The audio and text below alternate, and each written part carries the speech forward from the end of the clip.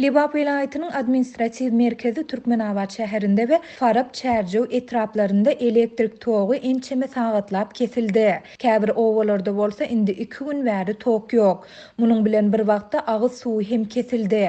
Bu ýagdaý keselhanalaryň işine we ýaşaýjylaryň gündelik durmuşyna oňoýsuz täsir ýetirdi. Bu barada Azatlyk Radiosynyň habarçysy Lebapdan habar berýär. Dün gişlik saat 6:00 töwereginde Türkmenabat şäherinde hemde Farap Çärjew etraplarynda elektrik togyny kestiler. Şuň ýerden saat 9:00-9:30 aralygynda ýarym sagatlap tok berdiler. Ýöne şondan soň ony ýene kestiler diýip gizlinlik şertine söhbetdeş bolan habarçy aýtdy. Habarçy 22 oktýabrda ýerli wagt bilen öýlen saat 3 töwereginde beren maglumatynda ýerden saat 11-den soň Türkmenabatyň Käbir böleklerine we etrap merkezlerine elektrik togynyň berilip başlanandygyny hem belledi. Ýöne ol Çärjewiň Jeyhun garaşsyzlyk magtumaly we Farabyň tas ähli obasynda 2 günden bäri elektrik togynyň ýokdugyny hem sözüniň üstüne goşdy. Bu obalara indi 50 saat çemesi wagt bäri elektrik togy berilmeýär. Şeýle-de ady agdalan etraplarda tok bilen bir wagtda kesilen agyz suwy hinis hem berilmeýär diýip habarçy belledi. Onun sözüne göre elektrik togynyň kesiljekdigi barada adamlara öňünden hiç bir maglumat berilmedi. Şuny ýerden Farap etrabynyň elektrik edarasyna baran oba ýaşaýjylarynyň ençemesine bolsa togyň gişlik saat 6 töwereginde beriljekdigi barada wada berildi. Elektrik togynyň ençeme sagatlap kesilmegi, käbir obalarda hinis hem berilmezligi welaýat we beýleki keselhanalaryň işine yaramaz täsir ýetirip ýanygy çuýan beketleriň hemde köçelerde svetoforlaryň işlemezligine getirdi. Şeýle-de bu Lebapda howanyň temperaturasy gijelerine 2 gündizlerine 10 gradusa çenli ýetýän şu günlerde ýaşaýjylaryň gündelik durmuşynda beýleki bökdünçlikler bilen bir hatarda ýylanmak meselesinde kynçylyklary döretdi. Welaýat we Farap etrap keselhanalarynda bökdünçlikler emele geldi. Esasy enjamlar şu günüň ikinji ýarymyndan soň generatoryň kömegi bilen işledildi. Ýanygy çuýan beketler, svetoforlar we awtolow ýuýan kiçik ýarhanalar hem işlemedi. Keselhanalaryň we mektepleriň içi sowuk boldy.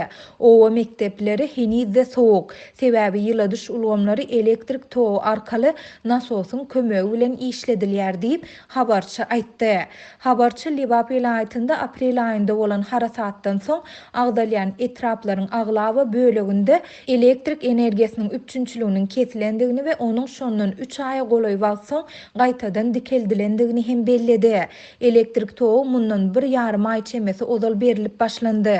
Ýöne şondan bäri ýaşaýjylar elektrik energiýasiniň üçünçiliginiň ýygyk derlik kesilmeginden ejir çekýärler. Soňky 45 güniň dowamında adından 20 sapar tok kesildi. Ýöne öňkü gedeklerde diňe 5-7 saat elektrik energiýasy berilmeýärdi diýip habarçy aýtdy. Azatlyk Radiosy baýdylanlar barada Lebap welaýat, Türkmenabat şäher we Farap Çärjew etrap häkimliklerinden şeýle-de yerli elektrik edaralaryndan goşmaça maglumat alyp bilmedi. Azatlyk Radiosy tomuz we gyş aýlarynda Türkmenistanyň dürli künjeklerinde elektrik togynyň üçünçiliginiň kesilmegi bilen bagly ýagdaýlary ençeme ýyl habar berip gelýär. Yerli synçylaryň we ýaşaýjylaryň ençemesi ýurdun regionlarynda gaz, elektrik, su üçünçiligi ulgamlarynda soňky 20 ýylda köp problemanyň toplanandygyny aýdýar. Olar elektrik transformatorlarynyň, su we gaz turbalarynyň onlarça ýyl bäri dolu täzelenmeýändigini we olaryň könülip sandan çykandygyny hem belleýärler.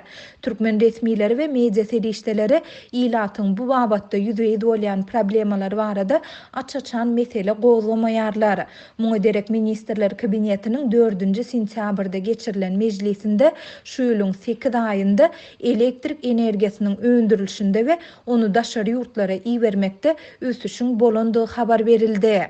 Resmi maglumata görä energetika ulgamynda önüm öndürmegiň ýerine ýetirilen işleriň we hyzmatlaryň meýilnamasy 118 göterim ýerine ýetirilip 127,17 göterim ösüş üpçün edildi. Şeýle-de şu ýylyň başyndan bäri elektrik energiýasynyň öndürilişiniň ösüşi 114,5 götürme barabar boldy.